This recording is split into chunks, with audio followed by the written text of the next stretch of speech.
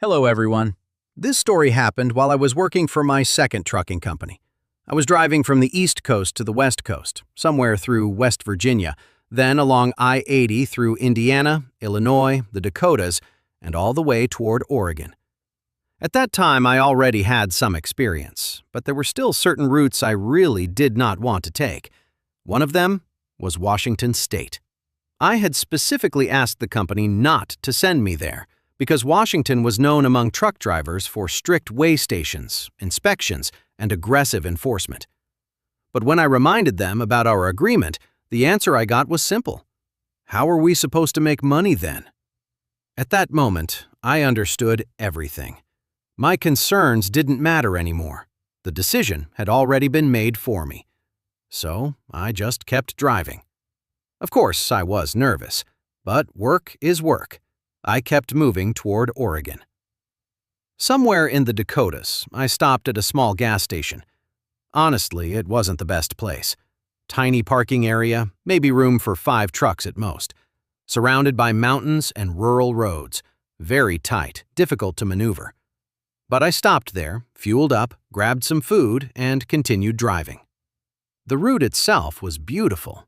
Montana, Idaho, mountains everywhere. Lakes, forests, open highways.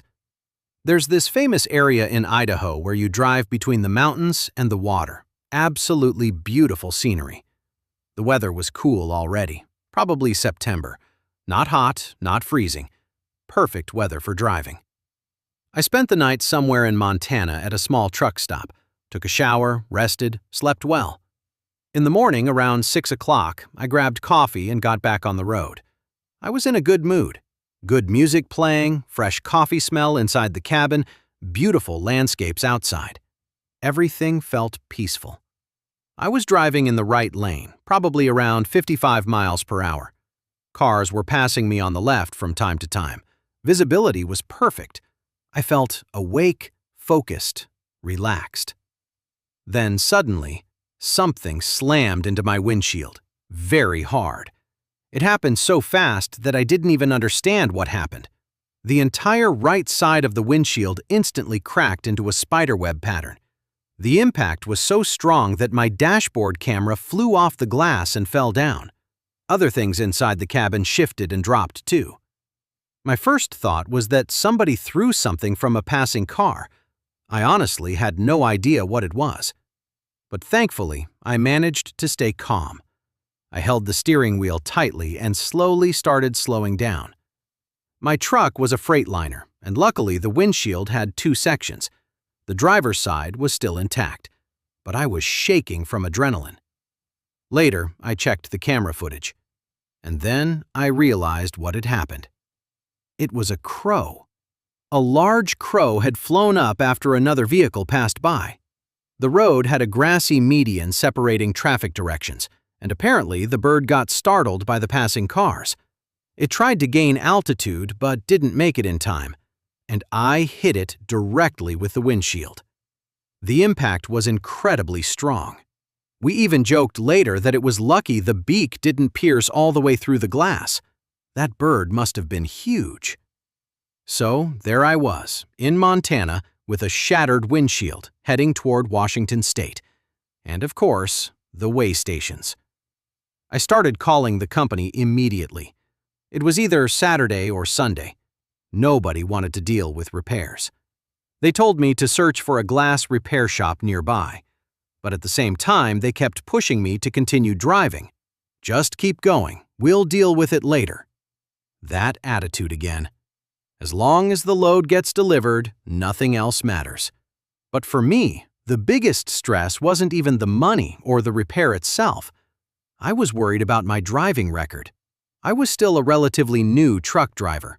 I didn't know how situations like this could affect my CDL or future work. That's what really stressed me out. Still, the company told me to keep moving, so I kept driving carefully. The left side of the windshield was still clear. Mirrors were fine. Technically, I could continue, but I knew it was still a violation. I passed through one weigh station in Montana, slowly rolled through it, completely tense inside, waiting for them to stop me.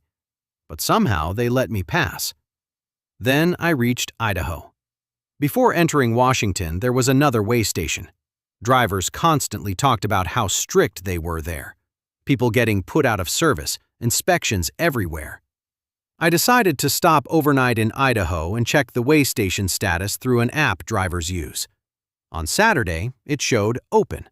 So I waited. The next morning, Sunday, I checked again. Closed.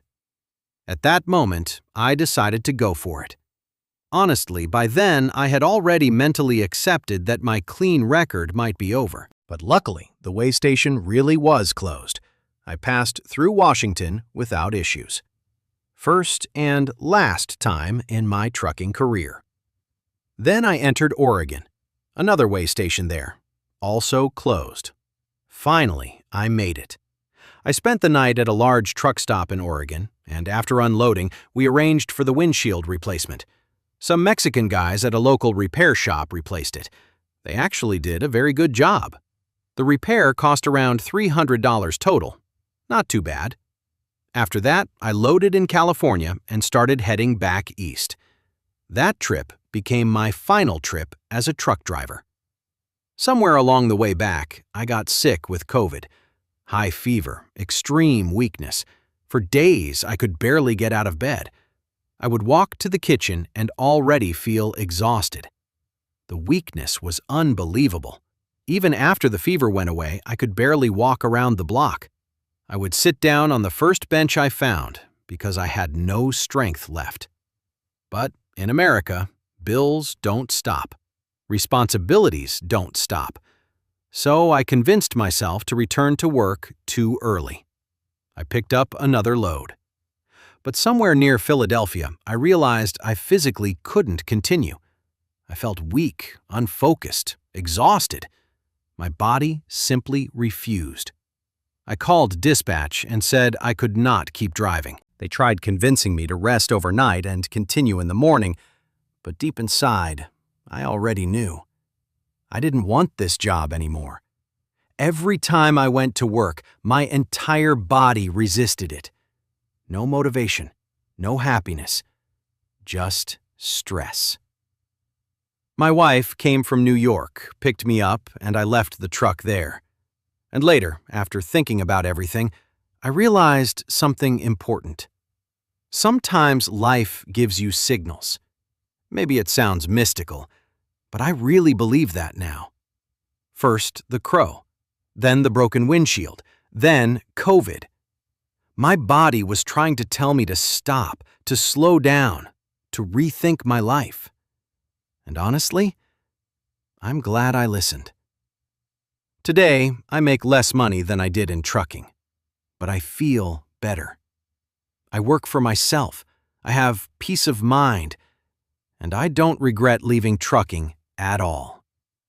So if your body, your mind, your instincts keep telling you something, listen carefully. Sometimes, those signals matter more than money. Thank you for watching. If you enjoyed this story, subscribe, leave a comment, and share your own experience if you've ever felt something similar. See you in the next video.